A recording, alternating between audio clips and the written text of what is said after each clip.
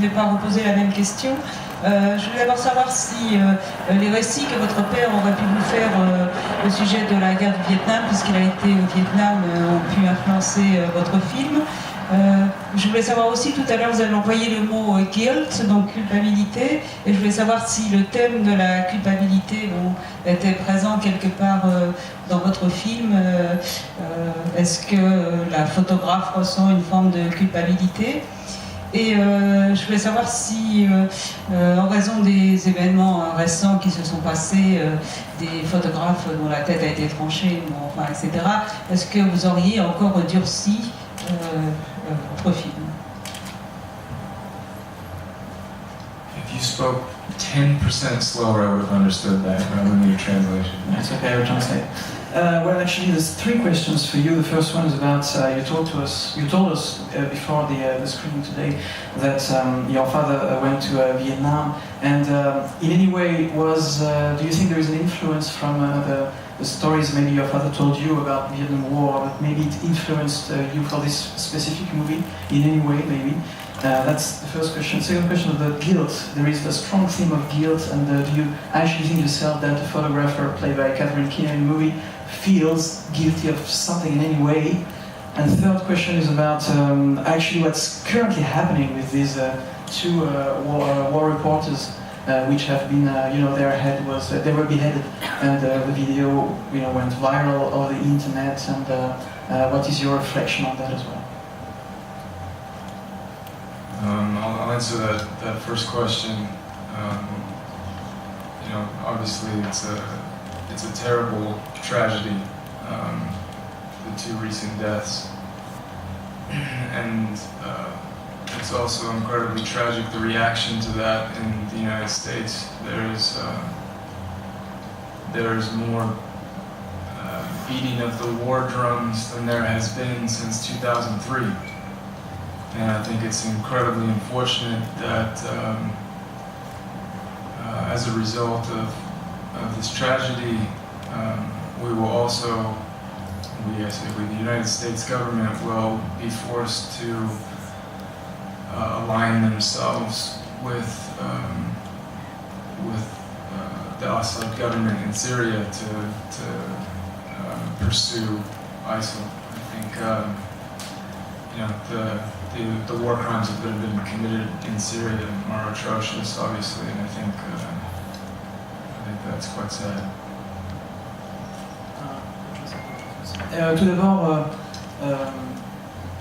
Tout d'abord, le réalisateur Mark Jackson répond donc à la dernière question. Ces deux morts récentes sont évidemment une tragédie terrible, mais il pense que ce qui est presque aussi tragique, c'est la réaction qui a été engendrée par ces deux morts aux États-Unis, parce que maintenant aux États-Unis, ce à quoi on est en train d'assister, c'est, comme il le dit lui-même, c'est que les tambours de guerre battent encore plus fort. Il y a un vrai sentiment belliqueux de plus en plus fort aux États-Unis qui s'est réveillé avec ce qui vient de se passer.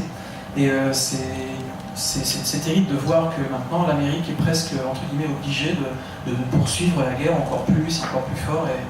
Et voilà, c'est que le cercle n'est pas encore prêt de s'arrêter.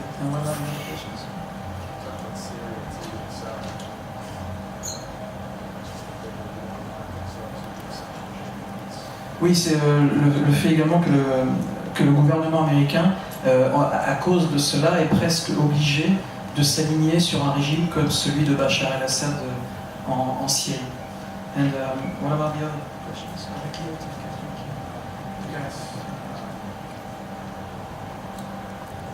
Okay. Yes, she does feel guilty. There's the guilt of surviving a trauma when your partner did not. I would say that that I feel that we are surrounded by violence, and I chose that life is war and life is violent, and I chose a war photographer to literally represent my perspective on the human condition. So this is,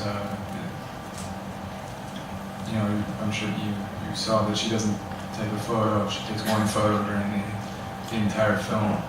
So this isn't a film about a war photographer. It provided a structure through which I could explore the themes that I was interested in exploring. Évidemment, le personnage joué par Catherine Keener dans le film ressent cette culpabilité.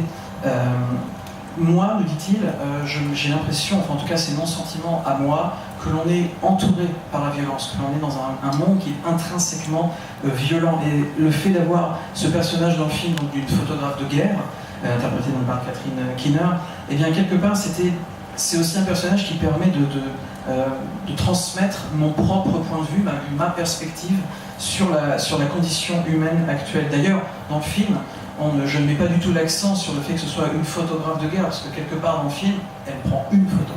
Mais c'était encore une fois le meilleur moyen pour moi de véhiculer ce que je ressens par rapport à ce qui se passe autour de moi, autour de nous. And what about the third question about your father?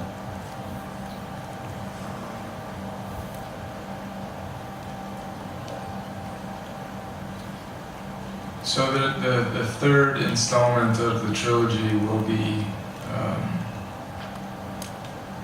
shot in Vietnam in a little island called Phu Quoc, and you know, all three of these films on islands are places that I have a personal connection to, and so certainly through my father I feel that connection to Vietnam.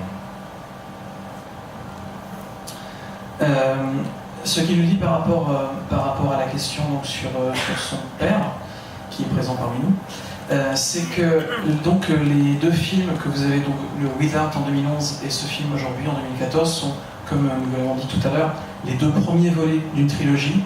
Et le troisième et dernier volet de la trilogie sera tourné bientôt à Fukuoka, du côté du Vietnam, qui est évidemment un endroit qui a beaucoup d'importance pour lui, un endroit auquel il se sent intrinsèquement lié. Et ce sera cette partie finale de la trilogie qui va se clore avec tous ces thèmes qui lui sont évidemment personnels via son histoire et via la relation qu'il a avec son père.